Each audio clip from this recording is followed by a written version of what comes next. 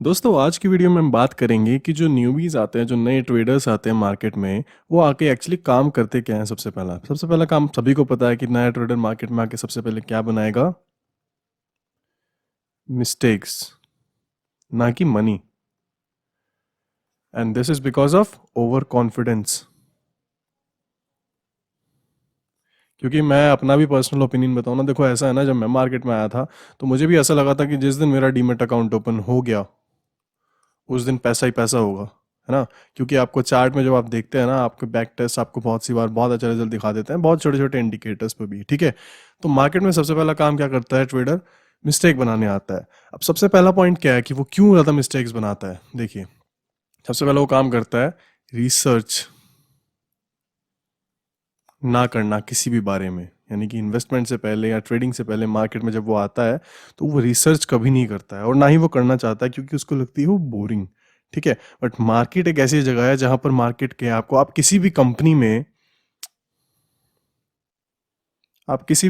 Investment करने जाएं या फिर ट्रेडिंग, आपको उस कंपनी के फंडामेंटल्स मालूम होने बहुत जरूरी हैं। ठीक है। फंडामेंटल्स आपको मालूम होने जरूरी है, फाइनेंशियल स्टेटमेंट आपको मालूम होनी बहुत जरूरी है कि मार्केट एक्चुअली काम कैसे करती है। ठीक है। और साथ ही साथ आपको मार्केट ट्रेंड भी पता होना चाहिए। समझे? ये कुछ पॉइंट्स है रिसर्च के मामले में। मार्केट ट्रेंड्स आपको पता होने चाहिए। आपको इन्वेस्टिंग करनी है उस कंपनी में उस पर्टिकुलर टाइम में, या फिर ट्रेडिंग करनी है, या फिर आपको फंडामेंटल्स में आपको क्या पता लगा कि मार्केट का क्या रूप दे, मतलब कंपनी अपना क्या डिसीजन दे सकती है, कंपनी अप मूव देगी या डाउन मूव देगी। उसी के साथ आप मार्केट ट्रेंड को भी मैच करेंगे, और साथ ही साथ में आपको रिस्क भी पता होना बहुत ज़रूरी है।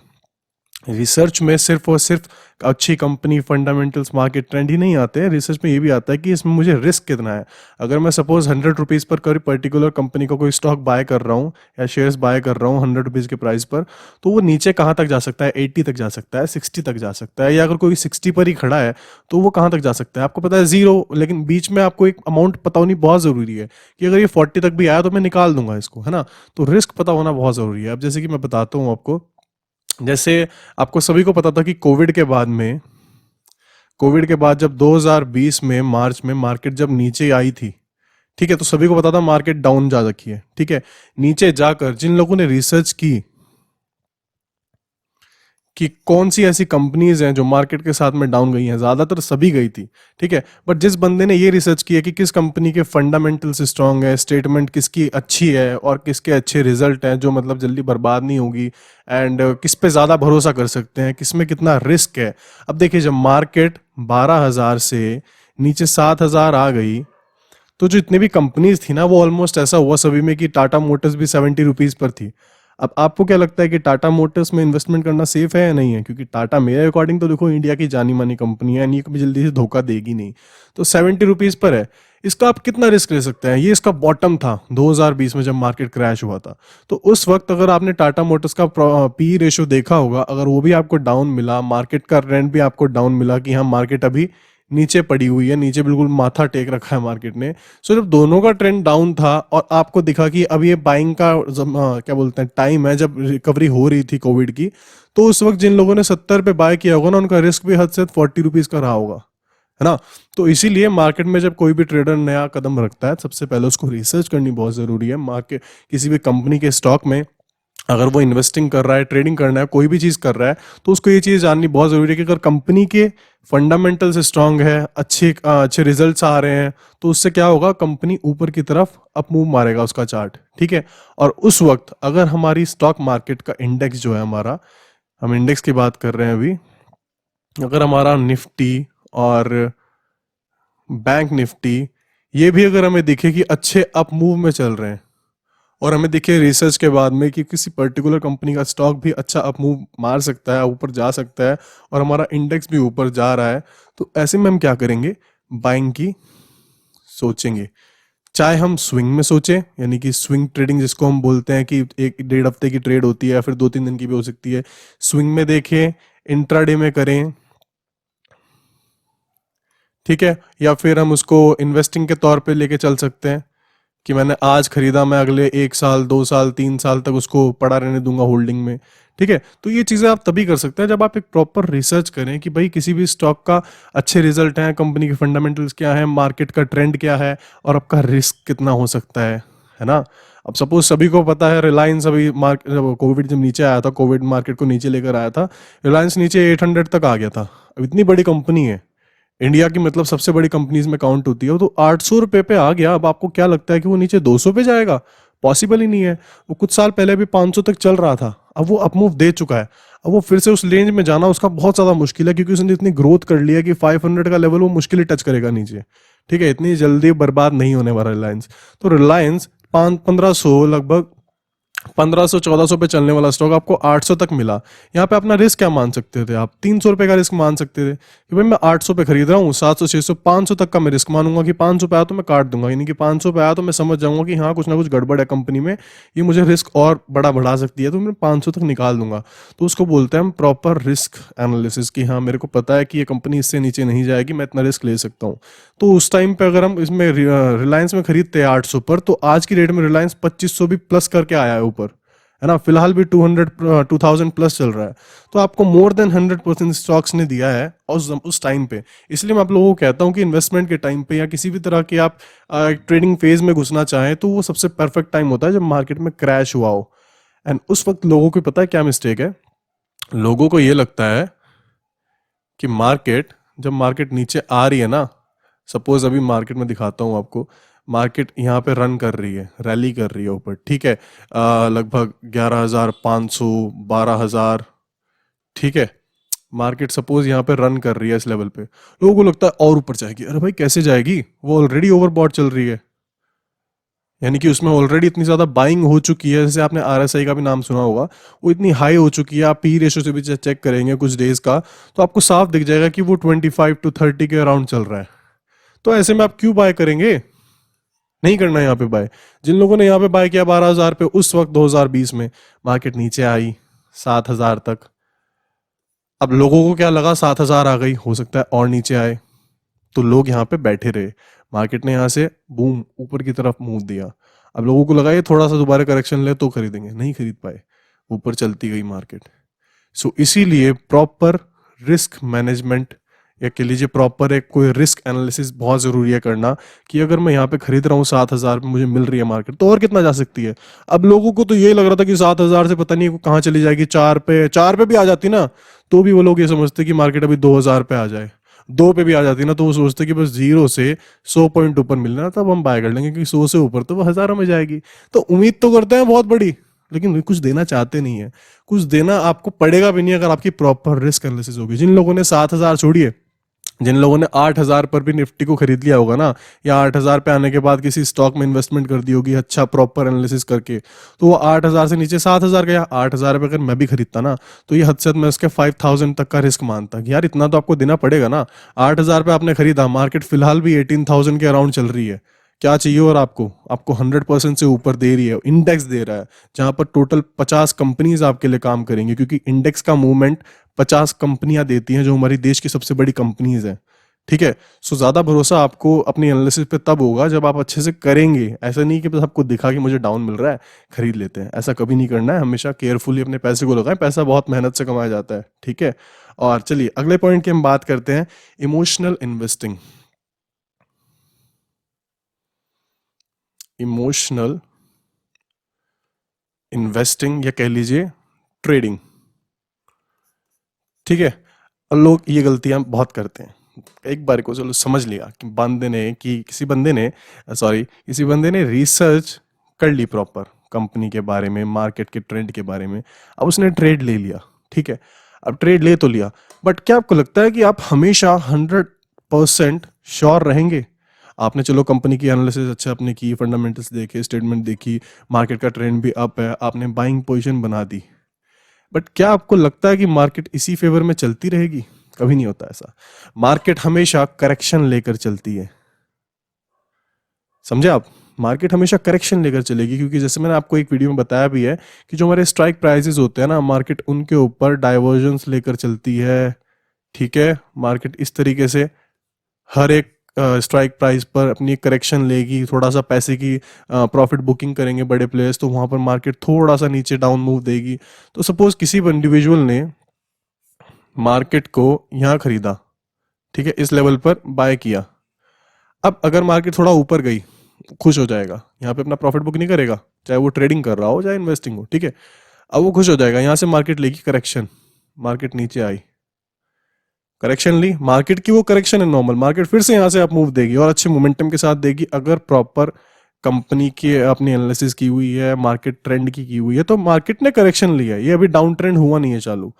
मार्केट यहाँ पे जब आएगी तो इंसान क्या करेगा, आके अपना नर्वस होके कि भाई मेरे तो बाइंग से नीचे आ गई है, इमोशनल हो जाएगा। चाहे वो इन्वेस्टिंग की बात हो चाहे ट्रेडिंग की बात हो, सबसे बड़ी मिस्टेक है, वो कॉमन भी है बहुत लोगों के बीच में, क्योंकि लोग इमोशनली अपने इमोशंस पे कंट्रोल नहीं कर पाते हैं जब पैसे की बात आती है। तो मार्केट जब यहाँ आएगी तो आप निकाल देंगे, आप सेल कर देंगे, किसमें, लॉस में। बट मार्केट यहाँ आते ही ऊपर मोमेंटम के साथ जाएगी अपने पहले वाले हाई को तोड़ती हुई, समझे। तो हमेशा ध्यान रखिएगा कि जब भी आप ट्रेडिंग कर रहे हैं या इन्वेस्टिंग कर रहे हैं, दोनों में आपको हमेशा एक प्रॉपर रिस्क मानकर चलना पड़ेगा एंड इस बला पर कंट्रोल रखना पड़ेगा। ये सब में होती है, हाँ, भला ही आप रोबोट नहीं है, ठीक है। सो बात वही है कि देखो, रोबोट कोई बन भी नहीं सकता है, ये चीज़ सब में होती है। आपको इस पर बहुत ज़्यादा कंट्रोल रखना पड़ेगा अगर आप इन्वेस्टिंग में और ट्रेडिंग में घुसे हुए हैं अपने मनी को लेकर, ठीक है। आपको ये मानकर चलना पड़ेगा कि भाई ये डूब भी सकती है और ये 100% भी बना सकती है। तो देखो यार, जब आप 100% बनाते हुए खुश हो रहे हो तो थोड़ा सा लॉस देखते हुए थोड़ा सा उदास बैठ जाओ, लेकिन उस टाइम पे कोई भी एक्शन मत लो, समझ रहे हो। जिस तरह से लोग क्या करते हैं कि आपने सपोज बाय किया, यहाँ पर ये चार्ट अप जा रहा है, करेक्शन भी ले रहा है, बैठे हैं आप, बैठे हैं क्योंकि आप प्रॉफिट में है। तो अगर आपकी बाइंग के बाद में मार्केट थोड़ी करेक्शन ले रही है ना यहाँ पे, तो आप उसको होल्ड करो। जैसे आप प्रॉफिट में उसको होल्ड करना जानते हैं, तो उसको थोड़ा सा लॉस में भी होल्ड कीजिए, घबराइएगा नहीं। जैसे ही आप घबराएंगे तब समझिए आपके इमोशंस हर्ट हो गए, आप परेशान हो जाओगे कि मेरा लॉस दिख रहा है मुझे, हाई ये क्या हो गया, ठीक है। तो जैसे आप प्रॉफिट में आप होल्ड करना जानते हैं, ऐसे ही थोड़ा सा लॉस में भी होल्ड कीजिए, बट एक पर्टिकुलर लेवल तक कीजिए। ऐसा नहीं मैं कह रहा हूँ आपको कि आपने 100 रुपये पे आपने बाय किया, वो 40 रुपये पे आ गया, आप बैठे हैं लेके बावलों की तरह, समझ, ऐसा नहीं करना है बिल्कुल भी। आपने 100 पे आपने सपोज बाय किया, तो आप 70 रुपीज तक का आप अपना ऐसा मानिए कि ये 30 रुपये की जो रेंज है ना, यहाँ पे नीचे मंडराएगा, मैं जरा सा नहीं घबराऊंगा, मेरे इमोशन जरा से भी हर्ट नहीं होंगे, समझ रहे हैं आप। तो 70 एक लेवल हो गया, या 60 मान लीजिए मैक्सिमम, 40 रुपये का लेवल। अब ये थोड़ी ना कि आपने 100 पर बाय किया है, वो 20 रुपये पर आ गया है, बैठे हैं, ऐसा नहीं करना है, ठीक है। ऐसी मार्केट में है कि सपोज किसी ने 8,000 पे बाय की होगी, मार्केट अगर 3,000 आ गई, तो भाई साहब देखो फिर पैसा फंस ही गया। लेकिन यहाँ पे आप फिर भी होल्ड कर सकते हो, इसलिए मैं आपको कहता हूँ कि आपको इंडेक्स में ज़्यादा ध्यान देना है अगर आप इन्वेस्टिंग के ज़माने में जा रहे हो, ठीक है। क्योंकि इन्वेस्टिंग के टाइम पे इंडेक्स 50 कंपनियों का मेल है, 50 कंपनियां जैसा काम करेंगी ना, इंडेक्स वैसा अप मूव या डाउन मूव देगा, समझे आप लोग। 50 में से अगर 10 ने अच्छा काम नहीं भी किया ना, तो 40 तो है आपके फेवर में, लेकिन एक पर्टिकुलर स्टॉक में इन्वेस्टमेंट करना थोड़ा रिस्की हो जाता है, ठीक है। बट हाँ, आप कर सकते हैं करने को, आपको किसी कंपनी पर अच्छा ट्रस्ट है तो करिए, बट प्रॉपर इमोशंस को कंट्रोल में रखिए, थोड़ा कंट्रोल में रहिए, बिना घबराए आप ट्रेड में बैठे रहिए, चाहे वो प्रॉफिट में चल रहा हो ट्रेड, चाहे वो लॉस में चल रहा हो ट्रेड, ठीक है। आपको एक टारगेट पता होना चाहिए कि भाई मैंने 100 रुपये पर बाय किया है और ये 150 तक जाएगा तो मैं निकाल दूंगा, ये नीचे 60 रुपये तक जाएगा तो मैं निकाल दूंगा, ठीक है। तो इस जोन में आपको घबराना बिल्कुल नहीं है अगर आपकी प्रॉपर एनालिसिस है। हाँ, अगर आपकी ट्रेड रनिंग है, आपकी रनिंग ट्रेड है, उस टाइम पर कोई कंपनी की बैड न्यूज आ जाती है, ठीक है, या मार्केट ट्रेंड चेंज हो जाता है, तो उस टाइम पे क्या है, आप कोई भी आपका प्रॉफिट लॉस जो भी चल रहा हो उस पोजीशन में आप निकाल दीजिए। यानी कि कंडीशन जैसे ही आपके अपोजिट हो, जो कंडीशन आपकी बाइंग के वक्त थी मार्केट में जब आपने बाय किया था, और रनिंग ट्रेड के बीच में कंडीशन चेंज हो जाए, तो आप उसको सेल कर दीजिए, चाहे आपको लॉस चल रहा हो चाहे प्रॉफिट चल रहा हो। क्लियर। आपको इतनी बातों का ध्यान रखना है इमोशंस के टाइम पे, ठीक है, जब आप ट्रेड में हो ऑलरेडी। अब बात कर लेते हैं हम लैक ऑफ प्लान और स्ट्रेटजीज की, जो बहुत तगड़ी दिक्कत है लोगों के अंदर, lack of plans and strategies, चाहे वो इन्वेस्टिंग में हो चाहे वो ट्रेडिंग में हो, ठीक है। Lack of plans and investing, देखिए मेरी राइटिंग थोड़ी अभी इसमें ऐसी है, थोड़ा रिकवरी हो जाएगी, अच्छी हो जाएगी, मैं जानता हूँ, ठीक है, मैं कर लूंगा। तो lack of plans and strategies, ठीक है, इसमें क्या है, लोग क्या करते हैं, मार्केट में बाय और सेल करने आ जाते हैं बिना ये जाने कि किस प्लान के ऊपर वो करेंगे काम, क्या स्ट्रेटेजी क्या है आपकी, ठीक है, कहाँ आपको प्रॉपर बॉटम पकड़ना है, कहाँ आपको प्रॉपर अपना प्रॉफिट बुक करना है, टॉप देखकर कहाँ बाय करना है, कहाँ पे अपना एसएल रखना है। लोग ये बात अच्छे से जानते ही नहीं है, बस एक दो स्ट्रेटेजीज ढूंढ कर काम करना शुरू कर देते हैं। अब सपोज अगर किसी बंदे ने कोई स्ट्रेटेजी स्टार्ट की है काम करनी, कि भाई मैं ना मार्केट में सुबह जब पहली कैंडल होगी 5 मिनट की, ये बहुत कॉमन स्ट्रेटेजी है, सभी लोग यूज़ करते हैं मोस्टली, बट एक प्रॉपर रिस्क मैनेजमेंट के साथ में, कि सपोज मार्केट में सुबह सुबह मार्केट चलनी चालू हुई 5 मिनट की कैंडल स्टिक, तो जो थर्ड नंबर की कैंडल होगी 5 मिनट की, उसका टॉप और उसका बॉटम जैसे ही कोई भी कैंडल क्रॉस करेगी, चाहे नीचे हो चाहे ऊपर हो, क्रॉस करते ही मैं बाय कर लूंगा, ऊपर क्रॉस करने पर नीचे मैं सेल कर लूंगा। ठीक है, चाहे वो स्टॉक की बात कर रहे हैं हम, चाहे इन्वेस्टिंग की बात कर रहे हैं, एक मैं नॉर्मल ऐसी एग्जांपल के तौर पे स्ट्रैटेजी बता रहा हूँ, मैं आपको काम करने के लिए नहीं बोल रहा हूँ इस पर। ठीक है, सपोज 5 मिनट की कैंडल स्टिक है, 15 मिनट बाद 5 मिनट की कैंडल पे जो थर्ड नंबर की कैंडल होगी उसका अप या डाउन जैसी कोई भी कैंडल क्रॉस करेगी, हम बाय और सेल कर देंगे। ठीक है, नॉर्मल स्टॉक्स में लोग नॉर्मल बाय सेल करेंगे, और हमारे ऑप्शंस में लोग यहाँ पे पीई को बाय करेंगे, यहाँ पे सीई को बाय करेंगे। तो जब लोग करते हैं, करने के बाद में सपोज ये टूटने के बाद में ऊपर चला गया, अब ट्रेंड रहा, आपको बढ़िया प्रॉफिट दे दिया, ऐसे ये नीचे की तरफ आ गया, आपको बढ़िया प्रॉफिट दे दिया, समझिए, मिल गया। बट इसके बाद अगर आपकी बाइंग के बाद ही नीचे आ गया, आपको लॉस हो गया यहाँ पे, ठीक है, आप उदास हो गए, आपके इमोशंस हर्ट हो गए, ऐसे ही आपके नीचे सेल करने के बाद ये ऊपर चला गया, आपको लॉस हो गया, आप उदास हो गए, तो आपको ना ऐसा नहीं है कि एकदम हट जाना है इस स्ट्रेटेजी पे से, कोई पर्टिकुलर स्ट्रेटेजी या कह लीजिए इंडिकेटर, हर एक मतलब जो भी चीज है ना मार्केट में, पैसा हर चीज बना के देती है।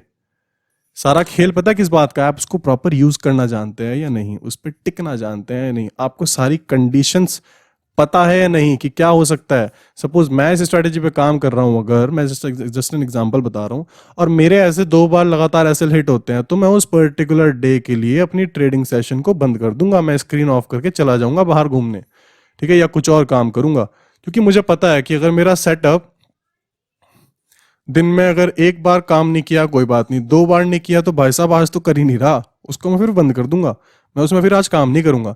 अगर मुझे पहले में प्रॉफिट हो गया तो हाँ मैं दूसरे की तरफ सोच सकता हूं, अगर अच्छी अपॉर्चुनिटी मिली तो। अगर पहले में मुझे 4 रुपए का प्रॉफिट हुआ है, दूसरे में मैं 2 रुपए के रिस्क के ऊपर नहीं लूंगा, क्योंकि जो मेरा प्रॉफिट आया ना भाई साहब, मैं सारा नहीं जाने दूंगा उसको अपने हाथ से। ठीक है, सपोज मुझे 4 रुपए का प्रॉफिट हुआ था, तो आज मैं मैक्सिमम 2 रुपए का ही लॉस लूंगा, मैं कल का पूरा प्रॉफिट आज नहीं दूंगा मार्केट को, या ओवर एक्साइटमेंट में आके या फिर न्यूबीज की तरह काम करके मैं कल का प्रॉफिट आज कभी नहीं गवाता। इंट्राडे अगर मैं करता हूं तो, चाहे वो ऑप्शन बाइंग हो चाहे वो नॉर्मल इक्विटी में बाइंग हो, ठीक है, मैं कल का प्रॉफिट आज कभी नहीं मार्केट को दूंगा। सपोज मुझे कल प्रॉफिट हुआ 4 रुपए का, आज मैं 2 रुपए के रिस्क से ऊपर नहीं दूंगा।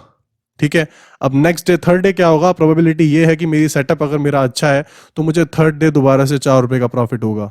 ठीक है, 2 रुपए मेरे गए, 2 यहाँ बच रहे थे, 6 रुपए के प्रॉफिट में मैं हूँ। ठीक है, अगला ट्रेड मैं तब लूंगा जब मुझे अच्छी अपॉर्चुनिटी दिखेगी। यहां पर भी अगर मुझे 4 रुपए का प्रॉफिट हो गया तो ये 8 हो गए, 8 और 2 10 रुपए का प्रॉफिट, मेरा रिस्क कितना, लॉस कितना बचा अब तक, 2 रुपए का। अगले दिन भी अगर मुझे पहले ट्रेड में 2 रुपए का लॉस हो गया तो भाई साहब मैं फिर बंद कर दूंगा।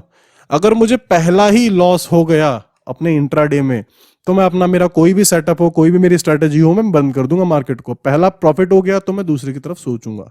ठीक है, लेकिन अगर पहला ही लॉस है ना तो मार्केट को देखना बंद कर दीजिए उस पर्टिकुलर डे के लिए। अब lack of plan and strategies, तो ये प्लान एंड स्ट्रेटेजी सबकी अपनी अपनी इंडिविजुअल हो सकती है, सबकी अपनी अपनी पसंद है, सबकी अलग अलग तरीके से काम करना पसंद करते हैं।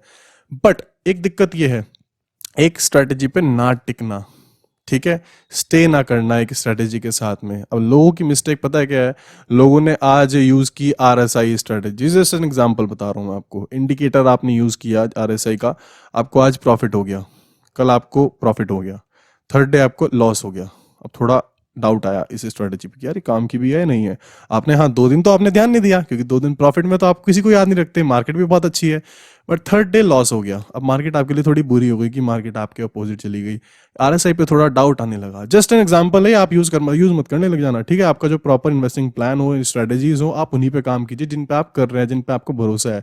ये मैं जस्ट एन एग्जांपल के तौर पर बता रहा हूँ। तो थर्ड डे आपको लॉस हुआ, फोर्थ डे आपको प्रॉफिट हुआ, फिर थोड़ा लॉस, मतलब क्या बोलते हैं, डाउट हटा, फिर लॉस हुआ, फिर लॉस हुआ। अब जो ये लास्ट के 2 लॉस हुए, अब यहाँ पे बंदा घबरा जाएगा। इसमें चाहे मैं भी था एक वक्त पे, मैंने एक स्ट्रेटेजी से काफी दिन तक अच्छा पैसा बनाया, फिर 3 दिन उसने अच्छे से काम नहीं किया। बट उन 3 दिन में मैंने मिस्टेक क्या की थी कि 3 दिन में मैंने मनी मैनेजमेंट को ध्यान में नहीं रखा। मैंने यहाँ पे 1-1 हज़ार रुपये दिन में कमाए और उन 3 दिन में मैंने 9,000 गवा दिए। तो यहाँ से क्या हुआ, मेरा मार्केट से ट्रस्ट उठा, ठीक है, मेरा उस स्ट्रैटेजी पे से ट्रस्ट उठा, चाहे वो कोई भी स्ट्रैटेजी इंडिकेटर थी। मेरे साथ ये चीज़ हुई हुई है कि मैंने 10 दिन मैंने प्रॉफिट कमाया, लास्ट के 3 दिन वो सेटअप काम नहीं किया और 3 दिन में मैंने वो 10 दिन का लॉस प्रॉफिट गवा दिया अपना। बट एक्चुअली मुझे क्या करना चाहिए था, वो जो 3 दिन मेरे साथ में मार्केट ने मतलब मेरे फेवर में नहीं गई है, उन 3 दिन में मुझे अपने लॉस को बचाना था, कम से कम रखना था कि अगर एक दिन में मैं 1000 कमा रहा था तो उन 3 दिन में मुझे मैक्सिमम 200 रुपये या 300 रुपये दिन के गंवाने थे, यानी कि टोटल 3 दिन में मैं 900 रुपये गंवाता, ठीक है, एंड ब्रोकरेज एंड चार्जेस को जोड़ के हद से 1000 रुपये। लेकिन वो 10 दिन में जो मैंने 9000 कमाए हैं वो तो मेरे अपने रहते ना, समझे आप लोग।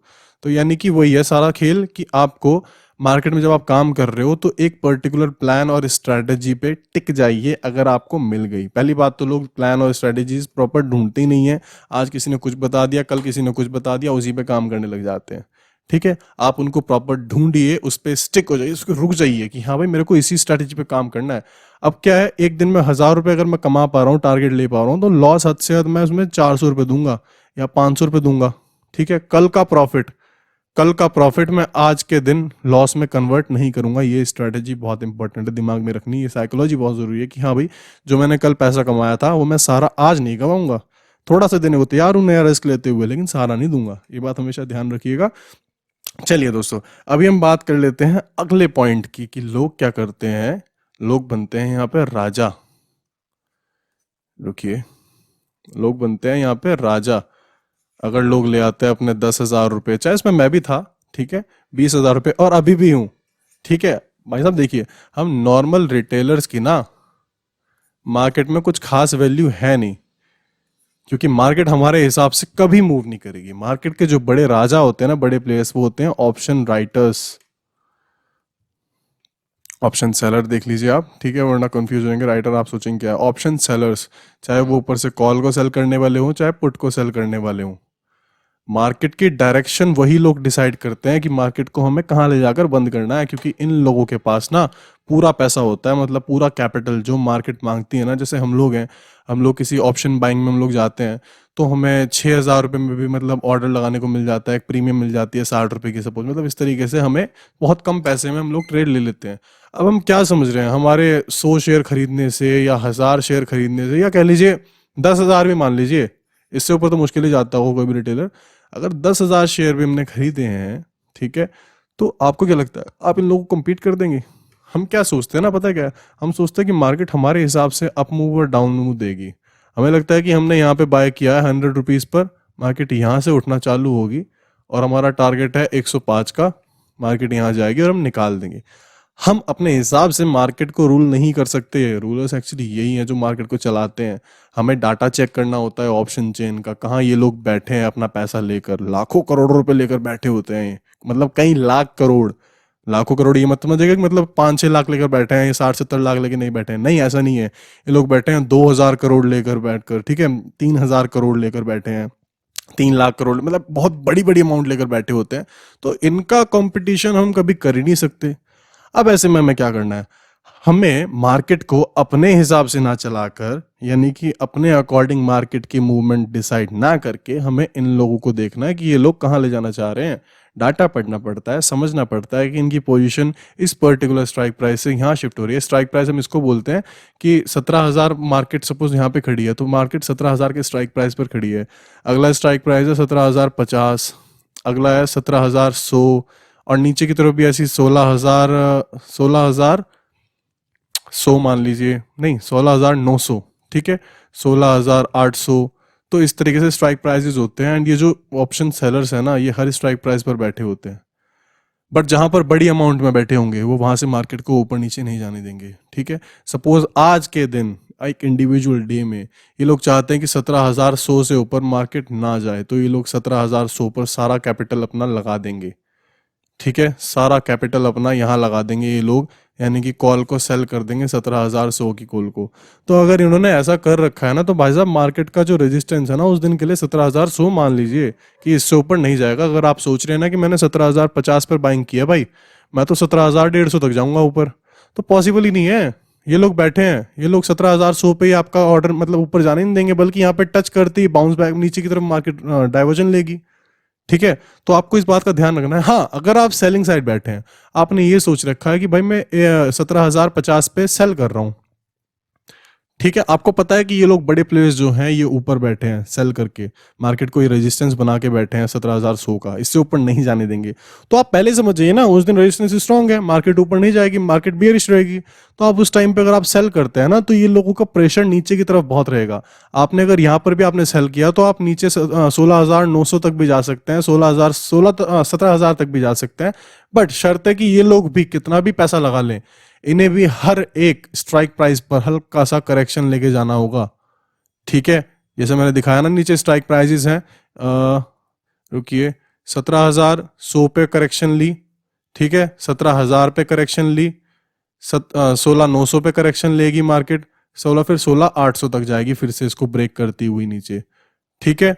तो प्लेयर्स बड़े प्लेयर्स भी कितने भी हो हमारे, कितना भी पैसा लेकर बैठे हों, उन्हें भी हर एक स्ट्राइक प्राइस पर एक टेस्ट देकर जाना पड़ता है कि हाँ थोड़ा सा रुको, करेक्शन लो, फिर जाओ, फिर रुको, फिर करेक्शन लो, फिर जाओ। लेकिन हाँ, किसी एक पर्टिकुलर स्ट्राइक प्राइस पर अगर पैसा ज्यादा नहीं रखा होता बायर्स का, बायर्स बहुत वीक हो सपोज किसी लेवल पे, सपोज इस लेवल पे मान लो बायर्स बहुत ज्यादा वीक होते हैं और ये लोग ऊपर से ला रहे हैं, तो ये लोग यहाँ पे करेक्शन लेना पसंद भी नहीं करेंगे, क्योंकि कैपिटल ही बहुत है इनके पास। ऑप्शन सेलर्स की बात कर रहा हूँ मैं, इनके पास कैपिटल ही बहुत है। अगर प्रेशर ज्यादा है 17,800 पे, बायर्स की क्वांटिटी बहुत कम है, बहुत कम पैसा रखा हुआ है मार्केट को ऊपर ले जाने के लिए, तो जो सेलर्स है ना यहाँ पर ये करेक्शन भी नहीं लेंगे, ये सीधा ऐसे ब्रेक करके निकल जाएंगे।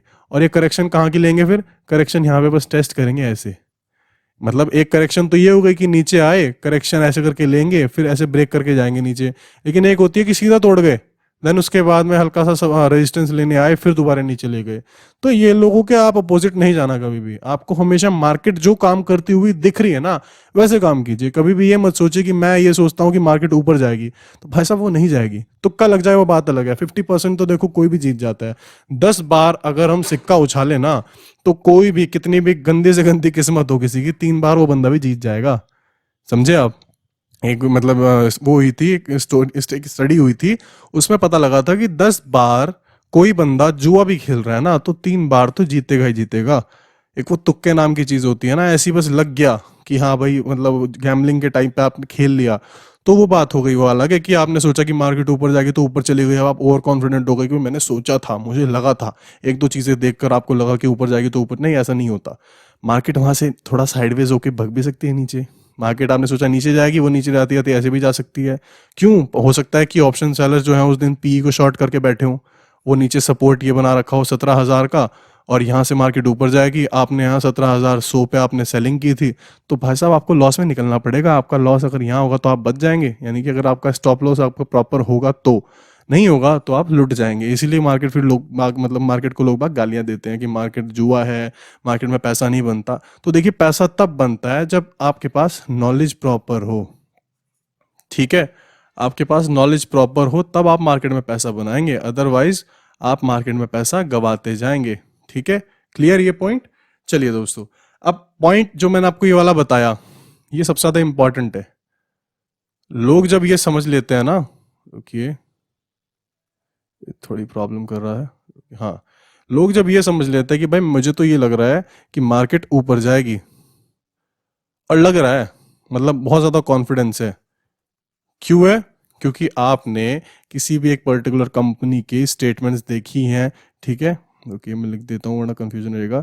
स्टेटमेंट्स देखी हैं, फंडामेंटल्स देखे हैं, आपको पता है कि कंपनी के अच्छे रिजल्ट्स आए हैं, कंपनी ऊपर जाएगी।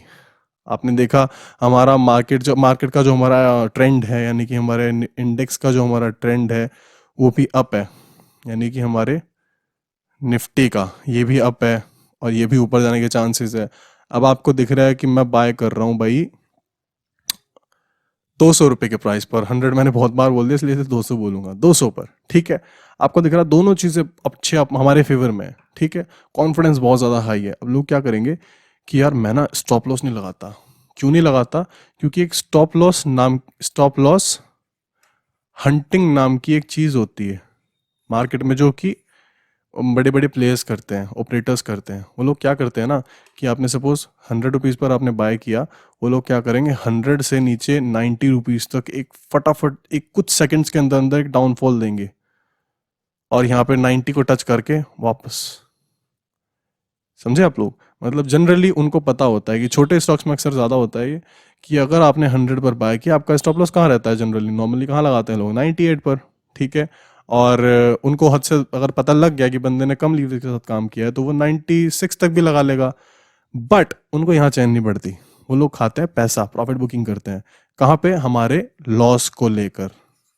हमने सपोज 100 पर बाय किया तो ऑपरेटर क्या करेगा, नीचे जाएगा रॉकेट की तरह मार्केट स्टॉक को लेकर, चार्ट को। आपका स्टॉप लॉस सारे खा जाएगा वो, यानी कि 90 तक भी अगर कोई बैठा है ना तो वहां तक भी उसका वो स्टॉप लॉस खा जाएगा।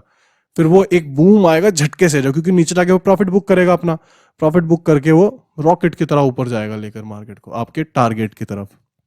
समझे? तो ये स्टॉप लॉस हंटिंग कुछ इस तरीके से दिखती है, जो मेरे साथ बहुत बार हो चुकी है। एंड इसी चीज को लेकर जब ये पॉइंट लोगों को समझ में आ जाता है कि स्टॉप लॉस हंटिंग होगी, यार कितना भी स्टॉप लॉस लगा लो वो हिट हो जाएगा, मैं नहीं लगाऊंगा स्टॉप लॉस। तो देखो ऐसे में लोग क्यों फंसते हैं। सपोज किसी ने बाय किया 200 रुपये पर, ओवर कॉन्फिडेंट होकर कि मैं तो स्टॉप लॉस लगाऊंगा ही नहीं, जस्ट बिकॉज मुझे पता है कि मेरी स्टॉप लॉस हंटिंग हो सकती है। तो आपकी हो सकती है यार, हो सकती है के ऊपर आप ये थोड़ी ना कि खुला बैठ जाएंगे। ये 200 से मान लो सपोज 190 तक गया है नीचे, ठीक है, चाहे वो स्टॉप लॉस ना हो रही हो, चाहे वो मतलब कुछ एकदम से कंपनी में कुछ गड़बड़ी हो गई हो, अच्छा रिजल्ट ना आया हो, और कंपनी का जो स्टॉक है वो गंदा मूव देने लग जाए आपको, आपने चेक नहीं कर रहे हो। ठीक है, आप चेक नहीं कर रहे हो, आप अभी भी बैठे हो। क्योंकि मैंने आपको पहले पॉइंट में बताया ना कि अगर आपकी पोजीशन बनाने के बाद कोई कंपनी में गंदी न्यूज आए या कंपनी में कुछ गड़बड़ हो जाए, हमारे इंडेक्स में ही हो जाए, इंडेक्स अपना क्या बोलते हैं, अपना ट्रेंड चेंज कर दे, तो आपको ऐसे में अपनी पोजीशन काट देनी है, चाहे वो प्रॉफिट हो चाहे लॉस हो। थोड़े बहुत प्रॉफिट लॉस पे निकाल दो, ठीक है ना, वरना वो बड़ा लॉस बन जाएगा। अब मार्केट मान लीजिए मार्केट स्टॉक को 190 तक ले आई, आप सोच रहे हो कि नहीं ये तो हमारा स्टॉप लॉस हंटिंग हो रही है।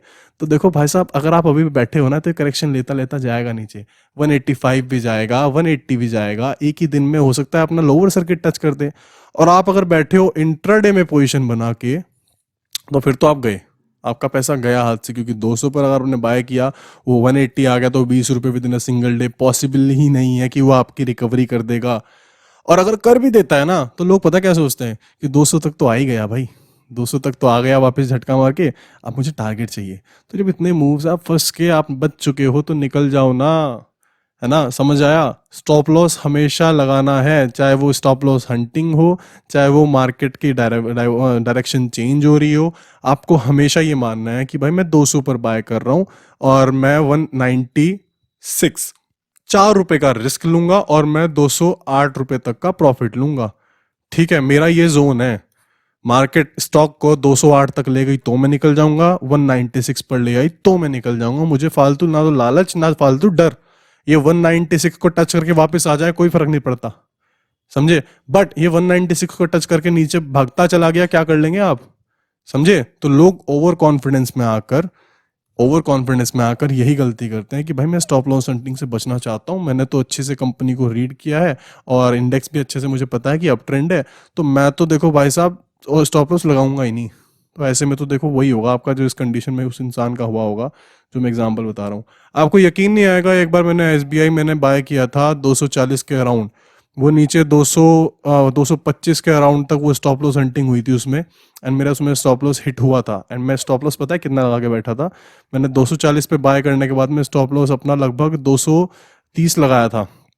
समझे? मतलब बहुत बड़ा मैंने स्टॉप लॉस लगाया था जस्ट बिकॉज ऑफ दिस कि हाँ मेरा स्टॉप लॉस हंटिंग हुई तो मैं बच जाऊं। मैंने बड़ा रिस्क लिया था क्योंकि मुझे अच्छे से पता था कि ये ऊपर जाएगा, और हुआ भी एक्चुअली वही। बट आप कभी भी ऐसा नहीं है कि आप 100% श्योर होते हो। ठीक है, अक्सर क्या होता था कि सपोज मैंने 240 पे मैंने बाय किया तो 245 तक हंटिंग हुई, फिर ऊपर आ गया वापस। बट उस दिन क्या हुआ, ये 230 को भी चीरता हुआ नीचे चला गया, एंड ये 225 220 तक गया, एंड देन फिर अगले ही कुछ मिनट के अंदर अंदर ये ऐसे वापस रिकवर कर गया। तो देखो जब है ना, जब वो है ना कुत्ते को जब काटना होता है ना, तो चाहे आप नीचे खड़े हो चाहे आप वुड के ऊपर बैठे हो, आप फंसेंगे ही फंसेंगे। बट हाँ ये है कि मैंने 10 रुपए का तो रिस्क माना था, इससे ऊपर मुझे कुछ नहीं कह सकती मार्केट। स्टॉप लॉस का सबसे बड़ा फायदा यही है कि आपको पता है कि मुझे 10 रुपए से ऊपर मार्केट चोट नहीं मार सकती। लेकिन जो बंदा ये नहीं लगा के बैठा है ना, और सपोज ने 100 रुपए पर बाय किया और वो नीचे जाती जा रही है मार्केट, आप बैठे हो, तो आप 60 रुपए तक का भी रिस्क ले सकते हो, यानी कि 40 रुपए पर अपना स्टॉप लॉस लगा के 60 रुपए तक का रिस्क लेंगे। बट मैं क्या करूंगा, मैं 100 रुपए पर बाय करूंगा तो मैं 98 पे निकल जाऊंगा। क्योंकि आपको प्रॉपर पता होना चाहिए कि यहाँ कहाँ तक मार्केट जा सकती है, अगर आपने प्रॉपर रिसर्च की है तो। ठीक है, सारे ही पॉइंट्स देखिए मार्केट में कनेक्टेड होते हैं एक दूसरे से। आप कितना ही बच ले किसी भी पॉइंट से, आप देखिए आपने स्टॉप लॉस नहीं लगाया तो आप इमोशनल हो जाएंगे। ठीक है, आपने गलत जगह ट्रेड लिया तो आपको स्टॉप लॉस हिट हो जाएगा। गलत जगह ट्रेड आप कैसे लेंगे, जब आप प्रॉपर रिसर्च नहीं करेंगे। ठीक है, तो सारे ही पॉइंट्स एक दूसरे से कनेक्टेड हैं। हमेशा ऑलवेज यूज स्टॉप लॉस, चाहे आप इक्विटी में काम कर रहे हो, चाहे आप ऑप्शन बायर हो, चाहे आप कुछ भी कर रहे हो, आप स्टॉप लॉस यूज़ करेंगे ना तो आप हमेशा मार्केट में सेफ रहेंगे। मार्केट आपको 10 रुपये से 20 रुपये से जितना भी आपने एक्सपायर जो भी अमाउंट आपने सेलेक्ट किया कि मैं इतना लॉस देने को तैयार हूँ, अगर आपने उतना सेलेक्ट किया है ना तो मार्केट आपसे उससे ज़्यादा बिल्कुल नहीं ले सकती। So always use stop loss, and सारी ही चीज़ें करने के बाद सारी चीज़ों पर कंट्रोल आता है। हर एक चीज़ आपकी परफेक्ट होगी ना तो आपके इमोशंस भी आपके कंट्रोल में रहेंगे। ठीक है, तो चलिए आज की वीडियो में सिर्फ इतना ही। जल्दी मिलता हूँ आप सभी से अगली वीडियो में। कोशिश करूँगा और भी ज़्यादा बातें बताऊँ अगली वीडियो में, ताकि आप और अच्छे से ज़्यादा आपका व्यू अच्छा क्लियर हो जाए। एंड अभी के लिए चलता हूँ, इस वीडियो के लिए इतना ही। Till then, bye.